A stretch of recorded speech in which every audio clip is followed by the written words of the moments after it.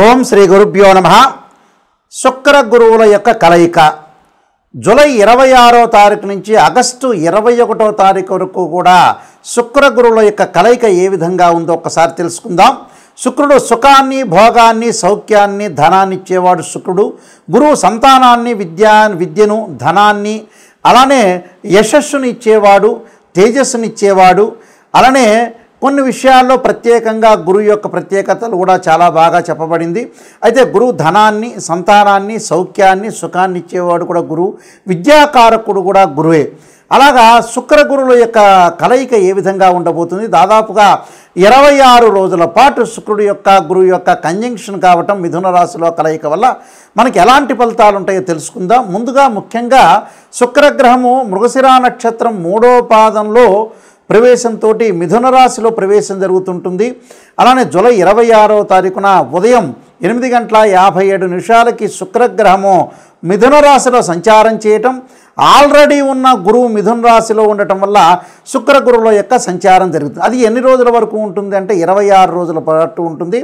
మరి ఆగస్టు 21వ తారీఖు రాత్రి 1:03 వరకు కూడా శుక్ర గురువుల యొక్క కలయిక ఉంటుంది. ఈ శుక్రగ్రహం కూడా కళత్రకారకుడు వాస్తవంగా అయితే. అంటే వివాహాన్ని చేసేవాడు ఎవరు అంటే శుక్రగ్రహమే. కాబట్టి ఈ గ్రహాల యొక్క అనుకూలత అనేది మనం చూసుకోవాలి. ఎలా ఉంటుంది అంటే ఇవన్నీ కూడా గోచారరీత్యా చెప్పబడే ఫలితాలు అంటారు. This is the transit system అంటారు. అయితే ఈ ట్రాన్సిట్ సిస్టంలో మరి 26 రోజుల పాటు ఏ విధంగా ఉందో మనం తెలుసుకుందాం. శుక్రుడు గోచారరీత్యా 1, 2, 4, 5, 8, 9, 11 స్థానాల్లో సుఫలితాన్ని ఇస్తాడు. అలానే గురువు 2, 5, 7, 9, 11 స్థానాల్లో సుఫలితాన్ని ఇస్తాడు గోచారరీత్యా కూడా. అలానే ఇక్కడ ఏదైనా సరే గ్రహం మిత్రగ్రహాలు అలానే శత్రుగ్రహాలు అనేవి ఉంటాయి. ఆ గ్రహాలు ఏ విధంగా ఉంటాయో తెలుసుకోవాలి. శుక్రగురువుల యొక్క కంజంక్షన్ వల్ల ఏ విధమైన ఫలితాలు జరుగుతాయో చూసుకోవాలి. ముఖ్యంగా ఇక్కడ శుక్రుడు గురువుకి సముడవుతాడు, గురువు శుక్రుడికి శత్రుత్వం అవుతాడు. అక్కడ ఈ రెండు గ్రహాల యొక్క కలయిక ఏ విధంగా ఉంటుంది అంటే ఏ విధమైన ఫలితాలను అనుభవిస్తుంటారనేది మనం తప్పకుండా చూసుకుందాం. ఎలాంటి ఫలితాలు ఉంటాయో, ద్వాదశ రాశుల యొక్క ఫలితాలు ఏ విధంగా ఉన్నాయో ఒకసారి మనం తెలుసుకుందాం. సింహరాశి వాళ్ళకి శుక్ర గురువుల యొక్క కలయిక ఏ విధంగా ఉందో తెలుసుకుందాం. సింహరాశి వాళ్ళకి ముఖ్యంగా లాభస్థానంలో శుక్ర గురువుల యొక్క కలయిక. అంటే సింహరాశి వాళ్ళకి లాభంలో శుక్రగురువుల యొక్క కలయిక ఏ విధంగా ఉండబోతుంది ఏమిటి అని అంటే ఇవన్నీ కూడా గోచారరీత్యా చెప్పబడే ఫలితాలు. అంటే తృతీయ రాశ్యాధిపతి అయిన శుక్రుడు, అలానే దశమాధిపతి అయిన శుక్రుడు లాభస్థానంలో ఉండటం, అలానే ఈ రాశి వాళ్ళకి ముఖ్యంగా మనం పంచమాధిపతి అయిన గురువు,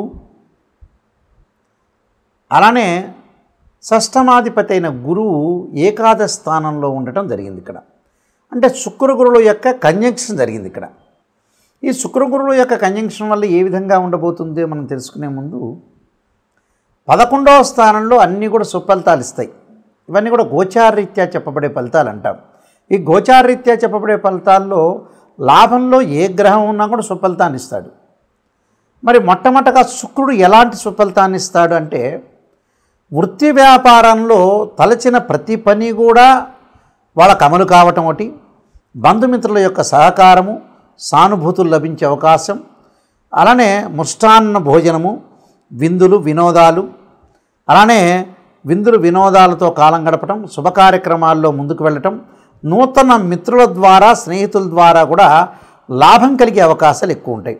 కుటుంబంలో సంతోషం అంటే భార్యాభర్తల మధ్యలో అనుకూలంగా ఉండటం, వ్యాపారాభివృద్ధి, మొండి బాకీలు వసూలు కావటం, అలానే తల్లి భార్య తరఫున బంధువులతోటి కూడా అనుకూలంగా ఉండటం, అలానే కోర్టు సమస్యలు కూడా వీళ్ళకి పరిష్కారం కావటం, కోర్టు సమస్యలు కూడా వీళ్ళకి ఫేవరబుల్గా వచ్చే అవకాశం ఎక్కువగా ఉంటుంది. గతకాలం నుంచి ఎవరైతే ఉంటారో ఈ రాశి వాళ్ళందరూ కూడా సంబంధాలు కలవక అబ్బాయికి అమ్మాయి మెచ్చటం కానీ, అమ్మాయికి అమ్మాయి మెచ్చలేకపోవటం కానీ జరుగుతున్న విషయాల్లో ఈ 26 రోజుల్లో కూడా సంబంధానికి వెళ్తే సక్సెస్ అయ్యే అవకాశం ఖచ్చితంగా ఉంటుంది. అంటే మంచి సంబంధం వచ్చే అవకాశం అనేది ఉంటుంది. అంటే శుక్రుడు ఇక్కడ కళత్రకారకుడు. మ్యారిటల్ స్టేటస్ని రిప్రజెంటివ్ చేసే ప్లానెట్ ఏమిటంటే వీనస్ ప్లానెట్. వీనస్ ఏం చేస్తారు, తన యొక్క పని ఏమిటి, తన యొక్క వర్క్ ఏంటి, సుఖాన్ని, సౌఖ్యాన్ని, భోగాన్ని, కళత్రాన్ని, వివాహాన్ని చేసేవాడు శుక్రుడే. ప్రపంచంలో ఏ మనిషికైనా శుక్రుడే అనుకూలంగా ఉంటేనే వివాహం కలుగుతుంది. మన జ్యోతిష్ శాస్త్రరీత్యా కూడా శుక్రుడు యొక్క అనుకూలంగా ఉండాలి. శుక్రుడు ఏమయ్యారు? ఇక్కడ తృతీయ దశమాధిపతి అయ్యాడు.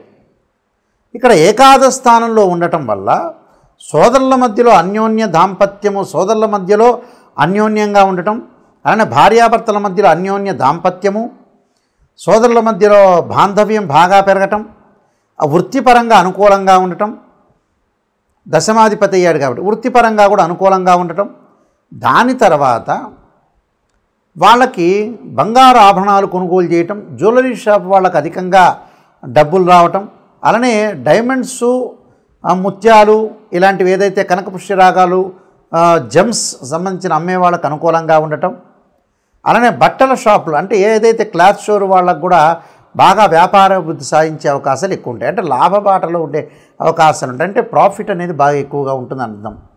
గురువు వల్ల విద్యార్థులకు మేలు జరగటం, పరీక్షల్లో ఉత్తీర్ణత సాధించడం, మొండి బాకీలు వసూలు కావటం, సంతానం లేని వ్యక్తులు కొంతమంది ఉంటారు. ఇన్ఫెర్టిలిటీ ఇష్యూస్ అంటారు. అయ్యా నాకు చాలా సంవత్సరాల నుంచి వందల కోట్లు ఉన్నాయి, డబ్బులు చాలా ఉన్నాయండి, మాకు సంతానం కలగట్లేదనే వ్యక్తులకు కూడా సంతానం కలిగే అవకాశాలు ఎక్కువ ఉంటాయి. కాబట్టి ఇక్కడ సంతానం కలగటమే కాదు, సంతానం ఉన్న వాళ్ళకు కూడా వాళ్ళ యొక్క వివాహాలు జరగటం, డబ్బులు వాళ్ళకు మంచి ఉద్యోగాలు రావటం, పిల్లల ద్వారా కొంత ఆనందాన్ని సంపాదించే అవకాశాలు ఎక్కువ ఉంటాయి. కాబట్టి ఇక్కడ గురువు కూడా మంచి మేలు చేస్తాడు. గృహ నిర్మాణాలు చేపట్టే అవకాశాలు ఎక్కువ ఉంటాయి. అంటే ఇల్లు అనేది చాలా ఇంపార్టెంట్ కాబట్టి మనకు సహజంగా పాత రోజులు అంటారు ఇల్లుంటే నీళ్లు తాగానే పడుకోవచ్చని. ఇక్కడ ఇల్లు కూడా కట్టుకునే సమస్యలు, ఇల్లు కట్టుకునే అవకాశాలు ఎక్కువ ఉన్నాయి. అలానే ఏదైతే బ్యాంకు త్రూ వచ్చే లోన్స్ వచ్చే అవకాశాలు ఉంటాయి, ఫైనాన్షియల్ పరంగా వీళ్ళు డెవలప్మెంట్ అయ్యే అవకాశాలు ఉంటాయి. అంటే భాగస్వామ్య వ్యాపారం కూడా బాగా కలిసి వస్తుంది గురువు వల్ల. అంటే గురువు వల్ల చాలా మేలు జరిగే అవకాశాలు ఎక్కువ ఉంటాయి. మంచి ఉద్యోగాల్లోకి చేరటం, నిరుద్యోగులకు మంచి ఉద్యోగ అవకాశాలు లభించే అవకాశాలు ఎక్కువ ఉంటాయి. వాహనాలు కొనుగోలు చేసే అవకాశాలు కూడా బాగా ఎక్కువ ఉంటాయి. అంటే గురువు వల్ల వీళ్ళకి మంచి జరిగే అవకాశాలే బాగా ఎక్కువ ఉంటాయి. అందువల్ల ఇక్కడ గురువు శుక్రుడు యొక్క కలయిక వల్ల వివాహాది శుభ కార్యక్రమాలు, విందులు, వినోదాలు, దూర ప్రయాణాలు చేయటం, అలానే గృహ ఉపకరణ వస్తువులు కొనుగోలు చేయటం, అలానే గృహ ఉపకరణ వస్తువులతో పాటు ప్రతి పనిలో కూడా వాళ్ళు విజయం సాధించే అవకాశం అనేది బాగా ఎక్కువ ఉంటుంది. ఈ విజయం అనేది వాళ్ళని వరించడం వల్ల అన్నీ కూడా మంచి సుఫలితాలు జరిగే అవకాశాలు ఎక్కువ ఉంటాయి. అంటే కార్మికులకి, కర్షకులకి, చిన్నవాళ్ళకి, పెద్దవాళ్ళకి అందరికీ కూడా అనుకూలమైన వాతావరణం, అనుకూలంగా వృత్తి ఉద్యోగ వ్యాపార రంగాలు అందరూ కూడా విశేషం సాధించే అవకాశాలు ఉంటాయి. ఈ 26 రోజుల పాటు మీరు అన్నీ కూడా మంచి పనులు చేస్తే విజయాన్ని సాధించే అవకాశం ఖచ్చితంగా ఉంటుంది. శుక్ర గురువుల యొక్క కలయిక వల్ల కొన్ని మంచి చెడు యొక్క ఫలితాలు అనేవి బాగా ఎక్కువగా ఉంటాయి. శుభ అశుభ మిశ్రమాలు అనేవి ఉంటాయి. కాబట్టి మనం ఎలాంటి ప్రత్యేకంగా రెమెడీస్ చేసుకోవాలి అంటే జీవితాన్ని సాఫల్యం చేసుకోవాలంటే ప్రతి వాళ్ళకు కూడా నెగిటివ్ పాజిటివ్ రెండుగా ఉంటాయి. అంటే ప్రతి వాళ్ళు కూడా మనం పాజిటివ్ ఆలోచన చేయకూడదు, నెగిటివ్ని కూడా ఆలోచన చేయాలి. నెగిటివ్ అంటే ఏమిటి అంటే శ్రీయ లోపం పెరుగుట పెద్ద విద్య, లోపం ఎరిగిన వాడే పూర్ణుడవుతాట. మన లోపాలని మనం ఖచ్చితంగా మనం సవరణ చేసుకొని ముందుకు వెళ్తే ఖచ్చితంగా వాళ్ళు బాగుపడినట్టే. అది 100% నేను చెప్తున్నాను. ఎందుకంటే ఎక్కడైతే మన లోపం ఉంటుంది, ఉదాహరణకు రోడ్డు మీద వెళ్తున్నాం, ఆ రోడ్డు మీద వెళ్ళేటువంటి ముళ్ళు ఉంటాయి, ఆ ముళ్ళని అక్కడ ఆ రోడ్డు మీద వెళ్ళొద్దు అని ఎవరన్నా చెప్తే ఆ రోడ్డు వైపు కాకుండా వేరే రోడ్డు వైపు మనం వెళ్ళామనుకోండి, వేరే రోడ్ మ్యాప్లో మనం వెళ్తే అప్పుడు మన జీవితం లైఫ్ అనేది మనం లీడ్ చేసిన వాళ్ళం అవుతాం. తప్పకుండా ఇక్కడ ఏదైతే మన లైఫ్లో ఎప్పుడైతే మనం చేయాల్సిన విషయాలు ఉంటాయో, ఎక్కడైతే నెగిటివ్ అనేది ఒకటి ఉంటుందో, మైనస్ అనేది ఉంటుందో, ఆ మైనస్ను మనం సవరణ చేసుకొని ముందుకెళ్తే జీవితం అనేది మనకి సాఫల్యత అనేది చేకూరే అవకాశం ఖచ్చితంగా ఉంటుంది. కాబట్టి ఈ శుక్ర గురువులకి నిజంగా ఏం చేయాలి అంటే ఎలాంటి ఖచ్చితమైన రెమెడీస్ చేయాలి, ఎలాంటి ఖచ్చితమైన రెమెడీస్ చేస్తే బాగుంటుందనే విషయాన్ని మనం ఆలోచన చేస్తే ఉద్యోగపరంగా ఇబ్బందులు ఉన్న వాళ్ళు తప్పకుండా గురుగ్రహాన్ని ఆరాధన చేయాలి. గురువుని ఎలా ఆరాధన చేయాలి అంటే గురువారం రోజున బృహస్పతి గ్రహానికి ప్రదక్షిణ చేసి, మనకు శివాలయ నవగ్రహాలు ఉంటాయి, ప్రదక్షిణ చేసి శనగలు దానం చేయటం చాలా మంచిది. అలానే శనగలు దానం చేయటంతో పాటు చక్కగా ఆవు నెయ్యితో దీపారాధన చేయటం ఆ గ్రహం దగ్గర, చక్కగా ఒత్తివేసి ఆవు నెయ్యితోటి దీపారాధన చేయటం వల్ల మనకి ధనము లభిస్తుంది. అలానే విద్య యందు అనుకూలంగా ఉంటుంది. ముఖ్యంగా విద్యార్థులు, ఉద్యోగస్తులు తప్పకుండా ఈ రెండు కూడా చేయాలి. దాంతోపాటు చక్కగా దీపారాధన చేసేటప్పుడు అలానే శనగలు దానం చేసేటప్పుడు కూడా దేవానాంచ ఋషీనాంచ గురుకాంచన సన్నిపం బుద్ధిమంతం త్రిలోకేశం తం నమామిం బృహస్పతిం అనే మంత్రాన్ని చదువుకుంటూ ఇవ్వండి.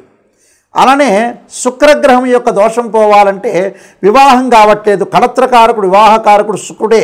యాక్చువల్గా అయితే ఈ శుక్రగ్రహం వల్ల మన వివాహాలు ఆటంకాలు జరగటం, వివాహపరంగా ఇబ్బందులు జరుగుతున్న వ్యక్తులందరూ కూడా తప్పకుండా చేయాల్సింది ఏమిటి అని అంటే శుక్రగ్రహం యొక్క అనుకూలతకు మహాలక్ష్మీదేవిని ఆరాధన చేయటం, పార్వతీదేవి అమ్మవారిని ఆరాధన చేయటం శుక్రవారం రోజున. అలానే బొబ్బర్లు అంటే శుక్రుడికి ప్రీతికరమైన బొబ్బర్లు దానం చేయటం వల్ల చాలా మంచి జరుగుతుంది. మన శివాలయంలోకి వెళ్ళంగానే శుక్రగ్రహం ఉంటుంది.